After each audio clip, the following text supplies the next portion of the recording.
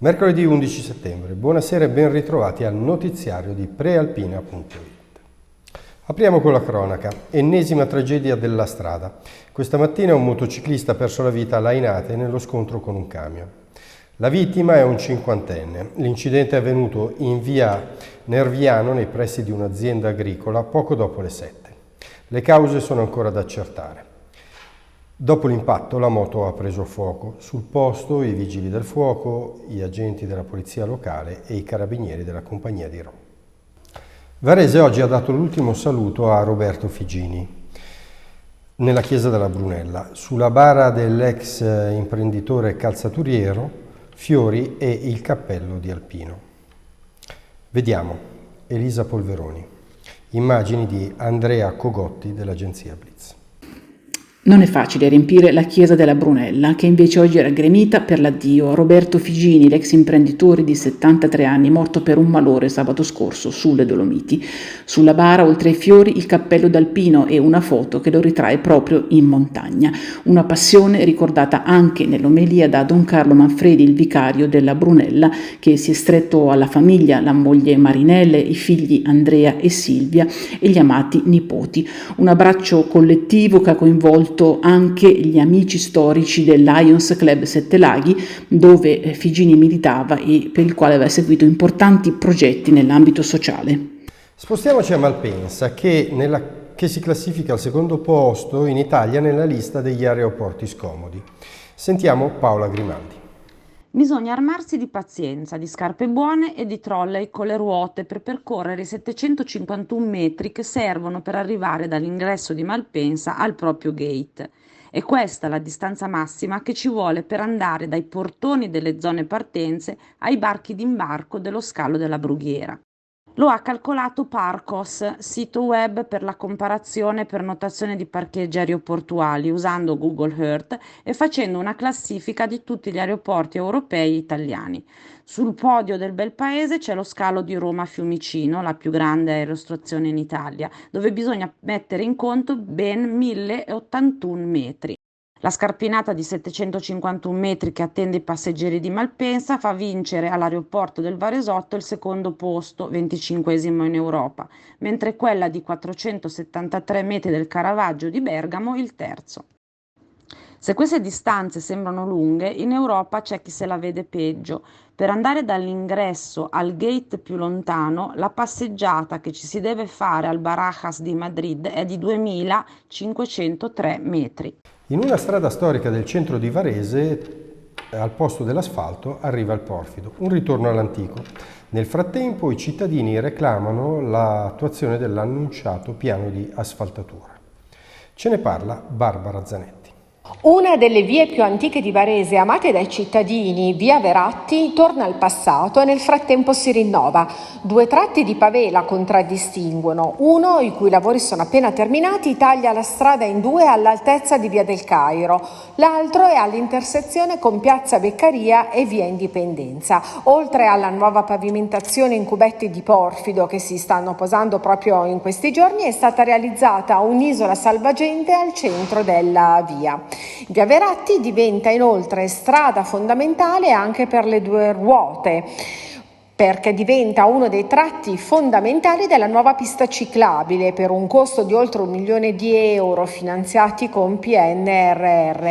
La pista ciclabile collega Sant'Ambrogio con le stazioni. Intanto però molti varesini si chiedono a che punto sia il piano asfaltature cominciate nel luglio scorso e alcune sollecitazioni perché la strada venga asfaltata sono arrivate in particolare dagli abitanti di Via D'Averio tra Casbeno e Bobbiate. A Saronno è in arrivo l'ufficio mobile della polizia locale. Obiettivo sicurezza. Il servizio. Il comune di Saronno ha potenziato l'organico della polizia locale con 2 nuovi agenti assunti tra luglio e agosto e ha acquistato anche un nuovo mezzo, un furgone che funzionerà da ufficio mobile. È stato presentato questa mattina sul tetto del municipio, verrà messo su strada già in questi giorni. Presenti il sindaco Augusto Airoldi e il comandante della polizia locale Claudio Borsani. Il furgone è costato 70.000 euro con un contributo di 20.000 euro della regione. Il primo cittadino ha intanto reso reso noto che sarà potenziata la videosorveglianza. Attualmente sono circa 180 le telecamere presenti in città, delle quali 57 in 11 parchi cittadini. Un famedio dedicato ai cittadini benemeriti. È il progetto del comune di Varese da realizzare nel cimitero di Giubiano. I dettagli da Pasquale Martinoli. Mercoledì 11 settembre ci troviamo a Varese al cimitero di Giubiano, perché qui a breve verrà realizzato un famedio, un tempio della fama, esattamente come c'è al cimitero monumentale di Milano, per onorare la memoria dei cittadini illustri e benemeriti nati dopo il 1861, varesini che con il loro contributo nella scienza, nell'arte, nella letteratura, nelle opere sociali, nel servizio alla nazione, hanno dato appunto lustro alla città di Varese. Per decidere i nomi di questi cittadini da iscrivere qui al famedio è convocata una commissione comunale settimana prossima, in cui verranno valutate le prime candidature proprio giunte da proposte dei cittadini varesini. Quindi a breve si conosceranno i primi nomi che verranno iscritti qui nel famedio al cimitero di Giubiano. Ora apriamo la pagina dello sport. Basket a 1. Per l'Open Job Metis la priorità è la difesa. Come spiega il nuovo acquisto Davide Alviti? Al microfono di Giuseppe Sciascia. Immagini dell'agenzia Blitz.